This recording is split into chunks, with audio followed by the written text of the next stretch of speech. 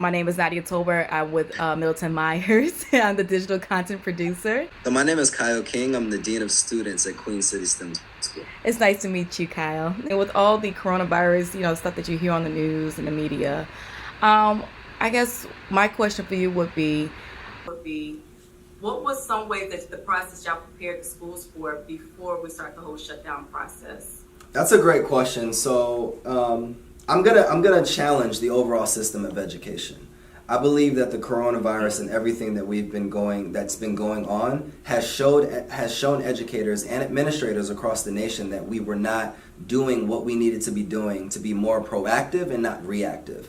Now, in terms of holding our teachers more accountable for planning effectively their lessons ahead of time, or being able to create those communities of parents where they already understand these digital learning tools, or understanding that it's 21st century and we work at STEM schools and tech schools and we want to integrate this technology, so we should already be using some of the tools in our classrooms, whether it's on campus or out of campus. So what we've essentially had to do is the plans that we were talking about rolling out in the years to come, they've just been sped up due to us not being able to come to classrooms every single day. So how we rolled that out is, first we met with an administration and talking about the different things, talking about what are the high priority items, being able to receive instruction for our students, being able to get Zoom logins for all of our teachers within our building or across the board, and then what learning management platform will our kindergarten, first grade, second, and all the way up to ninth grade be using. So K2, kindergarten, first grade, and second grade, they use a system called Class Dojo, and then also third grade to ninth grade, they use Google Classroom. So it's really challenged us to understand and look at ourselves and be more aware and hold ourselves accountable that these systems should have been being used with fidelity prior to this happening, so it could have been a smoother transition. And if we look at other schools around the nation, or even a school right here in Charlotte, North Carolina, similar to Providence Day School, they're doing an amazing job with being able to, they've already been implementing these things in the classroom. So when this came up, it's like, hey, you guys are used to it, so we can begin to just roll this out as well. What are ways that we could prepare for this a little bit better? I believe in the future how we can prepare better is if we think of a college campus or if we think of a college course, all of us, most people have been to college working in the educational system. At the beginning of the year, they give you a syllabus. So in this syllabus is kind of the do's, the don'ts, the policies, all of your assignments, all of what's expected of you, all of the different things, so that it doesn't really matter what comes up during the middle of the year. Yeah, we may be able to shift, we may be able to move some things around, but holistically, you already are given the blueprint on what is expected of you. In regards to a digital learning process, I believe being an educator, being more productive or proactive at the beginning of the year, we should have been providing our teachers and our parents and our students with a possibility if there's a snow day, if school shut down, if a plumbing pipe burst, all of these different cases, an emergency response if this happens, these are the protocols. Similar to when we have fire drills, we should be able, and we have certain protocols, it should be the same thing in regards to having a digital learning day if a school shuts down as well. Instruction should not be destroyed just because planning was never implemented. What were some of the procedures that y'all put in place to make sure to have some communication with your parents, or even as far as like just cleaning the school when we found out about the coronavirus? That's a great question. So our teachers were in school. We were going to do a teacher work days Monday, Tuesday, and Wednesday, and then be able to use that time so our teachers can have the opportunity of creating lessons. And then we were going to send them home because our official day that we were going to start is March 30th. But when the CDC and the government came out and said that, hey, schools are shut down, we don't want anybody in schools, we essentially sent our teachers home immediately on Monday morning. And then we were then working on communicating with parents and communicating with teachers. So at the time where teachers were exiting, our staff, our cleaning crew was coming in and pretty much cleaning up the whole building, whereas only a few administrators were in the building at a time so that we could really just take calls, and administration was required to be here so that we could handle all the administrative duties and keep contact open with our teachers as well. In regards to our parents, We use a system called K-Swift, and also our teachers use a system called ClassTag that has been very effective in being able to communicate with them, from phone calls to text messages to emails, whatever method, whatever is the best method of communication for our parents, we've been able to utilize that. And we also, in regards to the students that did not have technology or did not have access to Wi-Fi, I believe, that our community has bonded together to be able to. Spectrum News or Charter has been able to provide free internet service for those students in the K-12, whereas we have been able to provide technology for those students that are in need at their homes so that they can be able to effectively receive those instruction materials at home as well. That's really good, because I know that especially with your lower income areas, it's harder for them to be able to get to, like, either between libraries, and especially with that being now closed at the moment. They probably may not have an accessible Wi-Fi area, so at least be able to give that kind of stuff out to your kids. So say we do go on lockdown, how would you be able to handle your child with being on lockdown, and how would you uplift the community, your schools, and the families as well? As a single father, it's been challenging because my son that's 4, when his school closed, essentially he's been with me every single day, and it's been fun. I believe that we think about, the NBA stopping or canceling, and the NCAA canceling, and all of these things closing, and grocery stores and all of these things closing, instead of remembering and being grateful for the opportunities to spend time with our children and being able to spend time and have actual conversations with the people that we love. So I've used this time to take, self-care and, have uncompromising self-care. If all of these places are shut down that usually bring us distractions, where can we be more conscious and aware of the things that we've been wanting to do? I'm going to use this time to write and finish up a book that I've had on hold for a while. I'm using this time to really sit with my son and talk to him and go over his letters and all these different things. So instead of thinking of the things that are being taken from us because of jobs and because of all these different things, remember the things that you wanted to do before you had that job. Remember the things that you wanted to do before you had all of these responsibilities, because if all of those responsibilities are taken from you, it will help you remember the purpose of why you even began to do all of these opportunities as well.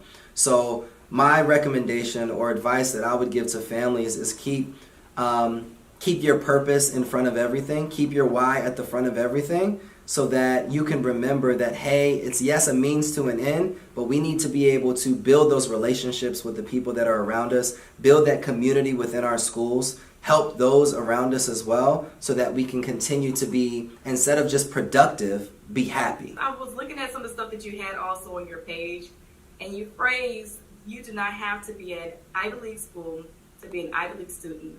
That's a phrase that you coined. How does it pertain to students having to continue their education from home remotely? That's a great question. So just some background on that phrase, because I don't mean to bash any Ivy League student or any Ivy League graduate. But what I mean by that is, when I was in college, I am a product of an HBCU, so a historically black college or university. And when I was in school, it was brought to my attention that these schools are not as, quote, good as other schools around the nation, similar to a Yale or to a Harvard or to a Princeton. However, I used my skills, my gifts that were given to me, and the mentorship and the guidance from people that were better than me, to being able to acquire those same opportunities that Ivy League students would be able to get. Similar to being able to work at NASA, to being able to travel abroad to Ghana, to being able to work for the USDA or work on Wall Street, and all these amazing opportunities that I was afforded at an HBCU. So what I meant by that is that you don't have to be at an Ivy League school to be an Ivy League student. Education is so much further than what is on that Scantron. Education is so much further than that content material. If you're able to tap into the gifts that were given to you through God, then you are going to be just as good, if not better, than the Ivy League students, just because that graduation certificate says that on the certificate, right? So what I mean by that is that our students have to take advantage of these opportunities, and I'm going to be providing tips and strategies for our students to take advantage. So instead of us being so focused on math or science or social studies, how are you going to be a better person? how are you going to be the best person that you need to be? Because I could be a 4.0 student and understand science in terms of what's being taught through a textbook, but if I don't have conflict resolution, if I don't have problem solving skills, if I don't have critical thinking skills, if I can't communicate to the person sitting next to me, then it doesn't matter what the 4.0 GPA says on your diploma or on your graduation transcript. What is more important in those 21st century skills that we learned are so much more important than the grade point average that we receive within our school systems. But probably what I've seen on your your social media outlet, it sounds like you made a huge impact in the local communities around the world. Can you expound more on the different things you've been doing, especially with your fundraiser? Of course. So interestingly, when I think a lot of educators across the nation have been so focused on instruction and providing quality instruction for our students. And me, formerly coming from the entrepreneurial space, my focus was on providing impact for our students. Impact in realizing that schools are not just where learning happens. School is where we feed our students. School is where we counsel our students. School is where we nurture our students. Sometimes we're the parents for some of these students. So I was on a phone call with one of my friends. One of my friends reached out, Lanier Malone. She's the founder of Hurdles and Heels, a local organization right here in Charlotte. And she reached out and she said, hey, Kyle, what are you guys doing about feeding families? She would want to partner up and provide dinner meals for our families here. And I said, hey, we don't have anything going on right now. Let's partner together. I can put it on our social platforms. I understood that we had a vast number of students that were receiving free and reduced lunch throughout the school year. So let's partner up. And then we put it on social media, and we were able in 48 hours to provide and have 500 meals for our families. So then in 72 hours, we were able to have more meals, and the community alone just started donating. Parents from our schools, they started donating. Entrepreneurial fans or people that follow me that I don't even know started donating, started dropping off food. Ryan from Black Fathers Rock, his organization, he came over and donated food, and then we were able to feed over 160 families within a week. Well, today's the 5th day, so in 4 days we were able to feed over 160 families, and it's absolutely an amazing experience. And what I say, and it's hopefully I don't get emotional here on the call, these are the things that should have been happening, and it shouldn't take a pandemic for us to stand up for our community and the kids that are in need. Exactly. It should not take the government, or it's our ethical responsibility as citizens within this community of Charlotte to stand up for our kids and stand up for our parents and stand up for our community. And it shouldn't take viruses or anything happening so negatively for us to remember the purpose of why we're here serving our students in the first place. So it's been an amazing community building opportunity. It's been a great developing of relationships as well, and we haven't done it for the marketing. We've really done it for the opportunity of serving our students, and it's just been amazing. I'm speechless. I bet it has. It's definitely probably touched you, I guess, in a special place. I mean, because anytime you've seen a child going through like hard times, when I realized that we were shutting down schools, and the first thing that came to my head was like, okay, so how about the children that when they go home, they don't get that meal. They come to school looking for those free lunches they can be able to get. They kind of rely on those lunches and free food they can have, because they may not be able to get it at home, or just to be able to kind of run away. Well, the school may be a place to be able to be at, because they may be going through some hard times at the home. I think everyone, if you don't feel the emotion through this time, you must not be human.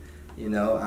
I think that it's truly sad. It's sad that schools don't get enough credit. Teachers, aren't valued enough and people, I feel like, now realize what it means to be an educator. You're not just coming in and teaching these students. You're giving them sometimes, teachers are making $35,000, $40,000 a year, can barely make ends meet. And when they bring their lunch to school, that may be their only meal in their own houses, they're giving it to the students. So there's even teachers that need, these fundraisers. There's teachers that need to be fed during these tough times. And I do believe that so many times we forget about the people that create the leaders, and we focus so much on the leaders. And if you're a PE teacher or a specials teacher, you have to see every student in the building. So now you're responsible for 500 or 1,000, and it's or 1,000 emails coming in. So I do believe, man, we have to just say thank you. If there was another word that I could use for the community, just thank a teacher, thank an educator. Because this is a shift in their schedules as well. I know a lot of times we challenge teachers and hold them accountable instead of just saying thank you. Because I think this is also forcing parents at home to realize what teachers are going through the day. And being able to actually parent your child effectively, or teach your child at home, or spend more time with your child at home. And I think this is creating something that is going to shake up and shift up how we view education as a whole. I really do think that as well. Because I realized when the students started going home, it's like, all right, so now parents really have to deal with their children. So you're not just dealing with them that time frame that you give them in the afternoon or in that morning. You get to see how they're acting throughout the day, and how even their work ethics in a way. Because you are an influencer. You not only just work for the Queen City STEM School, but I noticed that you have other speaking engagements that you were supposed to be a part of this year. How did this coronavirus actually, affect those prior engagements? I think it positively impacted all of those engagements. Yes, we may have canceled some. Yes, some may have been canceled. I was looking forward to speaking, but I believe that they're postponing things, and I'm all about faith and purpose. I just believe now it's more purposeful. Now I think I have more to talk about as an educator, and talk about perseverance, and talk about how we need to be more ready coming into the classrooms, and how we can integrate digital learning now. So I think the topics that I was going to discuss at those recent conferences, or the conferences that were postponed within the next month or so, I believe that I'm more valuable going through these circumstances and showing the perseverance and being able to present on the next stage and the next level, and how to get our teachers and educators to the next level, than I would have been going and presenting on what has already been used. Would there be a way that you could do it more digitally for whatever place that you're supposed to be at? Whether there are ways that people could be able to kind of see what you're doing throughout on YouTube or through social media? I think to be very transparent, because I'm the founder of Blueprint Conferences as well, so we had to push and postpone our April event back to October, where we'll be featuring 1,000 attendees and 10 keynote speakers, and we'll have 50 breakout presentations and a lot of different impact for our educators as well. But as a founder of a conference and as a speaker at conferences, there is no better experience than being able to see someone in person. I've watched thousands of speaker videos and motivational speaking videos and all these different things, but until I'm in the room with that person and you can feel their energy, or they can touch you on your shoulder, or they can shake your hand and give you a nugget, or give you something that just helps you out, there's no experience like the human interaction. So yes, we can move towards more virtual conferences, but I truly believe in order for people to get up and act and implement the things, it takes an in-person experience. I work at a property management company, and we serve our different communities. We have 3 different communities. And for some of our residents who may have children, what are some ways you can recommend to keep them active and busy? And from an educator tip, what are some ways you what are some tips that you can give them so they can keep learning? Okay, so for a parent, I had a conversation with a parent yesterday. She said, hey, Mr. King, what are some strategies that you can give me to teach? Because what worked for me years ago is different now. And my strategies that work for me work for these new educators, or this new educational strategies. And how I challenged her, I said that, education hasn't changed. Learning hasn't changed. Yes, we may have found different terms or vocabulary words or all of these strategies to use, But differentiation in terms of personalized learning, all that means is being able to build a better relationship with your student. And as a parent at home, there's no educator in this world that has a better relationship with your child than you do, or should. Right. So I would focus on the gifts that you already have and the strengths and the weaknesses that you already know that are in your child, while partnering that with how you were educated and being able to bridge and build everything together so that you can create this learning environment for your child. Also, parents, please ask your children what works for them and what doesn't work for them. Because a lot of times as educators, we're giving them something that is not what they need or is not best received by the student. So a lot of times if you're a painter, you prime the canvas before you start painting so that the paint can be received by the canvas. And this time, you have to be able to use all of your tools in the household to be able to create a masterpiece within your child's education. So if that is counting forks, if that is building a spaceship with blocks, if that is counting how many pillows or flipping 10 channels so that they can count up to 10, you have to be able to use the tools that you have in front of you at home so that your kids can be held accountable to being able to advance themselves as a part of the educational process. But thank you so much, Kyle. That was the end of all my questions. Unless you have Awesome. something else that you want to talk about. I don't. I just want to continue to help students really understand and parents really understand to persevere through this time and remember the things of what you have instead of remembering or realizing the things that are taken from us. Continue to stay grateful, continue to stay healthy, and continue to stay innovative. That sounds great. Well, thank you so much, Kyle.